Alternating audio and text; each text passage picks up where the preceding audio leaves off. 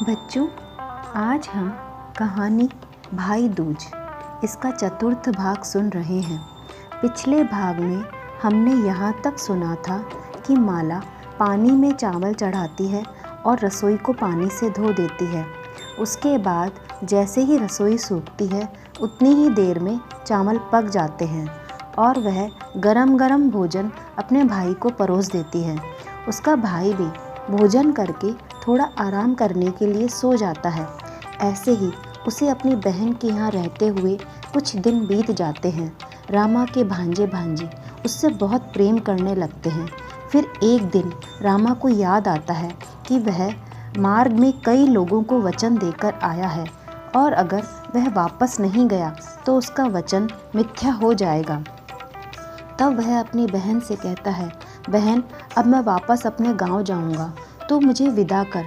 उसकी बहन बहुत उदास मन से कहती है, भाई रुक जा, तू पहली बार ही तो आया है, पता नहीं क्यों मेरा मन नहीं है तुझे भेजने का। पर रामा कहता है, नहीं बहन अब मैं जाऊंगा, माँ मेरी प्रतीक्षा कर रही होगी। तब उसके बहुत समझाने पर माला मान जाती है और कहती है, तू सुबह अंधेरे में चले जाना, दिन में बच्चे तुझे जाने नहीं देंगे। तब रामा कहता है, अच्छा ठीक है। उस रात माला सो भी नहीं पाती और आधी रात में ही उठकर चक्की पर अनाज पीस लेती है। पर माला यह नहीं देख पाती कि पीसते समय चक्की में विषैला सर्प पिस जाता है, जो कि पहले से ही उसमें बैठा हुआ था। उसके बाद माला जल्दी जल्दी अपने भाई के लिए रोटियां बनाकर एक कपड़े की पोटली में बांध देती है और एक छोटी सी रोटी अपने बच्चों के लिए रख लेती है, ताकि जब बच्चे मामा के बारे में पूछें तो वह उन्हें समझा सके। फिर माला वह खाने की पोटली अपने भाई को पकड़ा देती है और वह अंधेरे में ही अपनी बहन से विदा लेकर चला जाता है। थोड़ी देर बाद ही दिन निकलने लगता है। माला के बच्चे भी जाग जाते हैं और अपने मामा को ढूंढने लगते हैं, परंतु उन्हें उनके मामा कहीं नज़र नहीं आते। तब बच्चे अपनी माँ से कहते हैं, मामा कहाँ है? तब वह कहती है, बेटा मामा तो वापस अपने गांव चले गए। तो बच्चे रोने लगते हैं कि मामा तो हमसे मिलकर ही नहीं गए। तब माला उन्हें समझाती है कि देखो मामा तुम्हारे लिए रोटी रख कर गए हैं, चलो जल्दी जल्दी खा लो। माला जैसे ही बच्चों को रोटी देने लगती है वह अचानक घबरा जाती है, क्योंकि रोटी बिल्कुल नीली हो गई थी। वह समझ जाती है कि ज़रूर अनाज के साथ सर्प पिस गया है। वह उस रोटी को मिट्टी खोदकर उसमें गहरे नीचे दबा देती है और बच्चों को पड़ोसन के पास छोड़कर अपने भाई को ढूंढने निकल जाती है और मन ही मन विचार करती रहती है, ये मैंने क्या कर दिया, मैंने अपने ही भाई को मार दिया। उसे यह डर था कि कहीं उसके भाई ने अंधेरे में ही रोटी खा ली तो वह देख भी नहीं पाएगा कि रोटी नीली हो गई है। तब माला जल्दी जल्दी चलती हुई दौड़ती हुई अपने भाई को ढूंढती जाती है और जो भी गांव का व्यक्ति उसे मिलता है उससे पूछती है, क्या तुमने वीर बटाऊ देखा? तो जो रामा से मिले थे वे कहते हैं, हाँ देखा था, वह आगे सीधा ही जा रहा है। तब उसे लगता है शायद उसने अभी रोटी तो ना खाई होगी। उसके बाद वह और जल्दी जल्दी जाती है। उसे रास्ते में और लोग मिलते हैं, उनसे भी वह पूछती है, क्या तुमने मेरा भाई देखा है? तो वे कहते हैं, हाँ वह वहाँ दूर जो नीम का पेड़ है उसके नीचे सो रहा है। माला वहाँ पहुँचती है और देखती है कि रामा सो रहा था। वह सोचती है कहीं ये रोटी खाकर तो नहीं सो गया। वह पोटली एक पेड़ से बंधी थी। माला पोटली उतारकर उसमें रोटी गिनती है कि जितनी रोटी उसने रखी थी वह पूरी तो है ना। तब उसे शांति मिलती है कि रामा ने रोटी नहीं खाई थी। उसके बाद वह अपने भाई को जगाती है।